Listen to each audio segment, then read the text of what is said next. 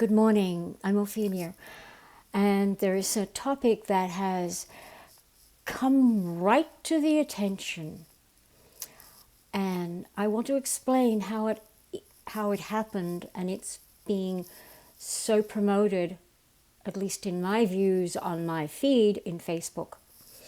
The other day I had a discussion with my daughter-in-law, and she was sharing about my grandson, who is very bright, A's virtually all the time. He's 13 years old, nearly 14, and he is a master fisherman. He's brilliant and knowledgeable beyond belief. His teacher has told my daughter-in-law that his grade is something I don't even understand, something in the reading capacity, that he doesn't read. He's going to lose grades. He's not going to move ahead, even because everything else is fine except for his reading.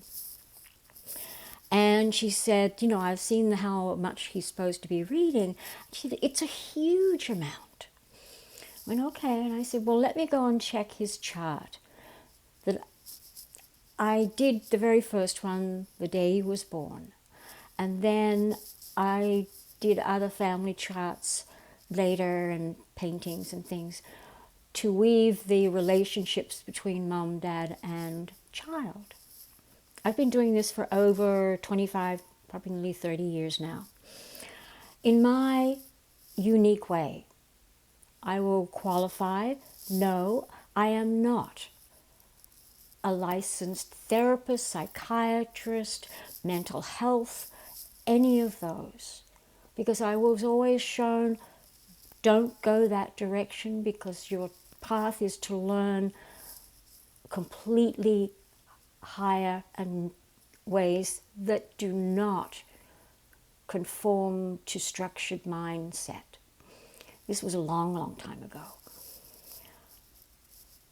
That being said, on my feed, the last 3 days since that phone call, I have seen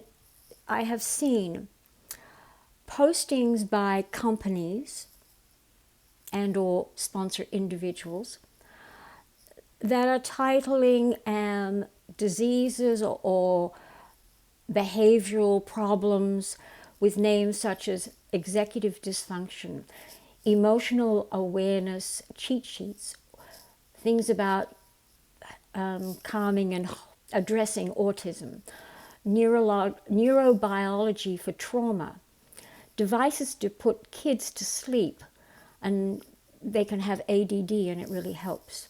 Neurodance, nervous system regulation for kids. Well, that all came out of AI hearing and acting upon the conversation I had about my grandson. There is a modality, there's numerous modalities that did not exist prior to 1987. Let me back up a little bit. My oldest son is 47, and my youngest son would have been 43 now.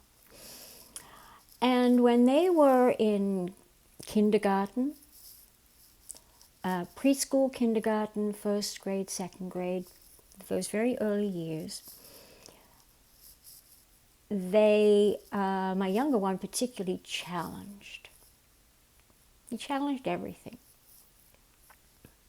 And my older son, he had issues and struggles in varying ways, but he was both incredibly intelligent, incredibly bright, because what they were trying to be taught did not follow or was not in frequency or balance with the way that their mind and brains process information. I wish I knew this when I was growing up, when I was in school, because I had the same issues. I didn't like reading because the words on the page were just they were just letters and words and didn't have any life. I learn through visual, through audio, through touch, through experience, through the interaction of individuals, through the interaction of topics, through the actions that create the knowledge. The systems are not set up that way for the children, for me, and anyone who is unique to the way the system of education and mindset is set up. This may be an uncomfortable topic for many. Yet, if you have a child, or yourself, or spouse, or anyone who doesn't seem to be listen to what you say, hear what you say, understand what the teacher says, anything like that. At the time of 1987, where there was this consciousness frequency shift on planet Earth, that we went for a visual. We were sitting on the 3rd floor, and within this time frame of amazing dimensional frequency shift in consciousness, we ended up on the 6th floor. And that's where our awakening has been going to this day. That's where it started. At that time, there was individuals who were chosen, guided, very specifically put on a path to bring in information in a new form, in a new way. Jose Arguelles brought in the ancient Mayan 13 moon destiny seals for us to be able to decipher in our times now. A gentleman called Ra-Ur, I think his first name was Michael, but I don't remember his traditional name. He was guided and directed to bring in a modality called human design. A gentleman called Ra-Ur, I think his first name was Michael, but I don't remember his traditional name. He was guided and directed to bring in a modality called human design. Why I'm bringing this up today, in one of the components of human design is what is called the variables. And there is a chart there are 16 dynamic boxes of variable differences. And and it's very true, it's very real, because each one of us, when you get your human design chart, you'll see 4 arrows. There are 2 in black and 2 in red.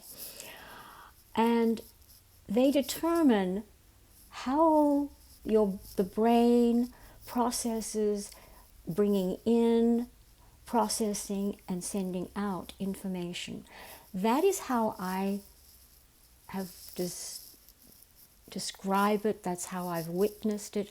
It is not exactly the explanation that Ra put in it. He used the word in association with food as how we digest our food and how our digestion works. Well, this is totally the same thing. It's how we digest information. And so out of these 16, you have the 4 that go all the way and point to the left. And that column down there, the first one, is very much where a lot of the educational frameworks were set up, as far as I can gather. Or that in the first and the second lines are where the system, if you fit in there, then you're going to really be able to understand the system and the education and the way it's put together and what you're supposed to learn. The other 2 columns are more focused to an opposite, a different way of processing information, digesting, processing, taking in, and giving out. And if you see at the very bottom, you will have 4 arrows to the right. That is the diagonal opposite of the left. And it means it is diagonally opposite to all processing. Now, I have a box that is to the left of those 4 arrows. My only arrow on the pointing to the left is focus.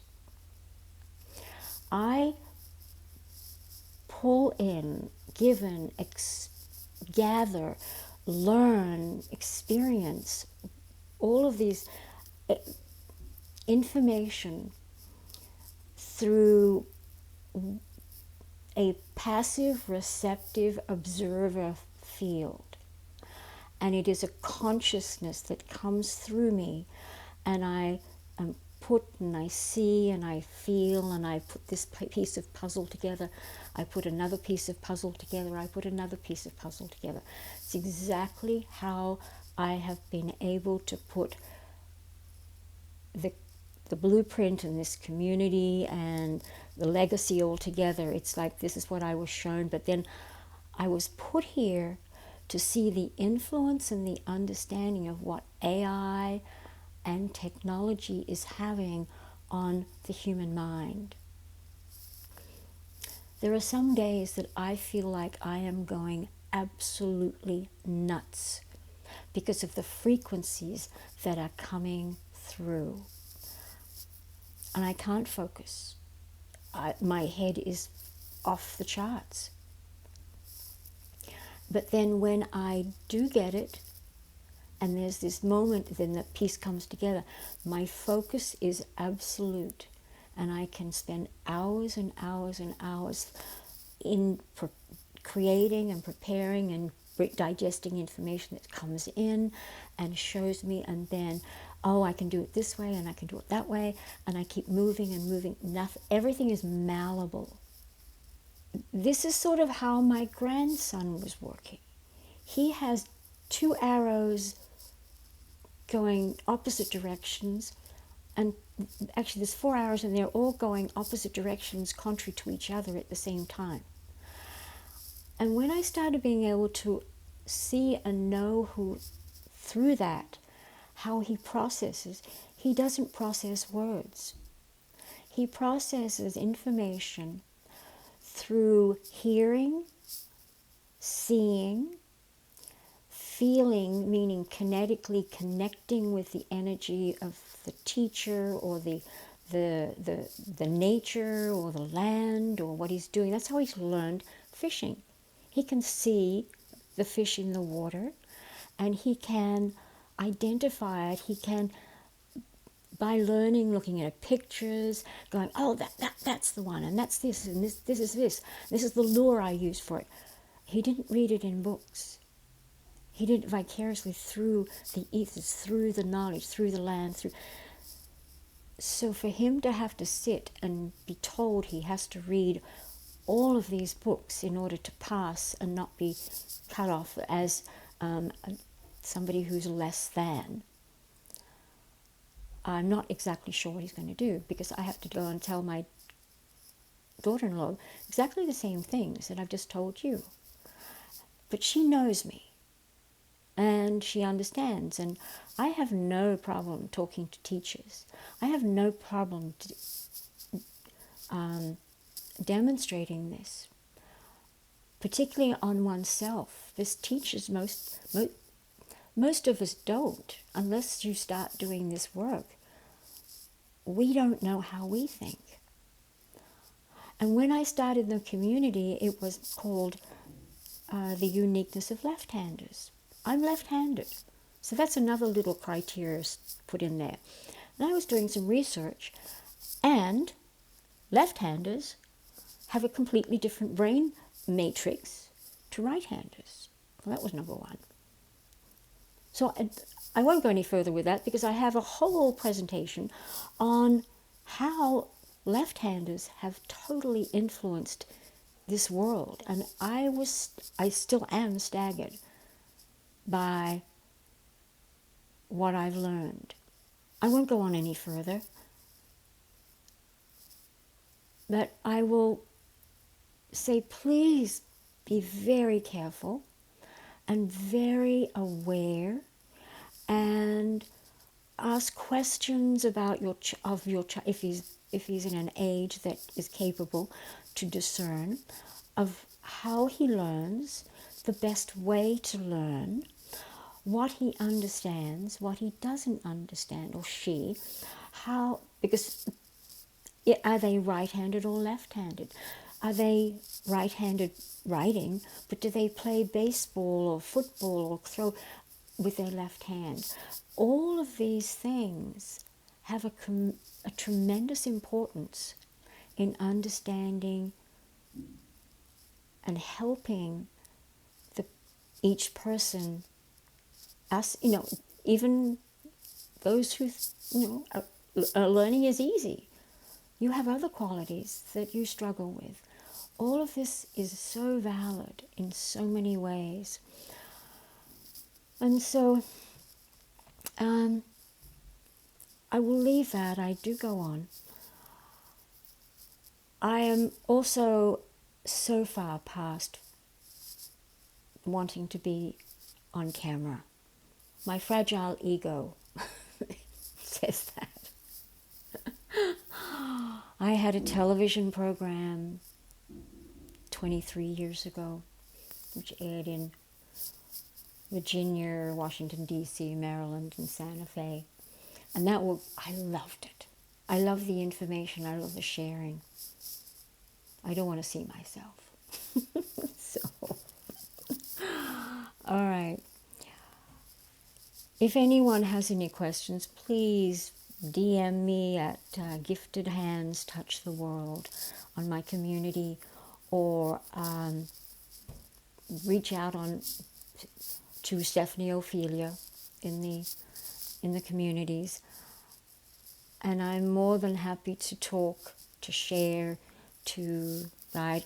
This is going to be a continuing topic. So thank you.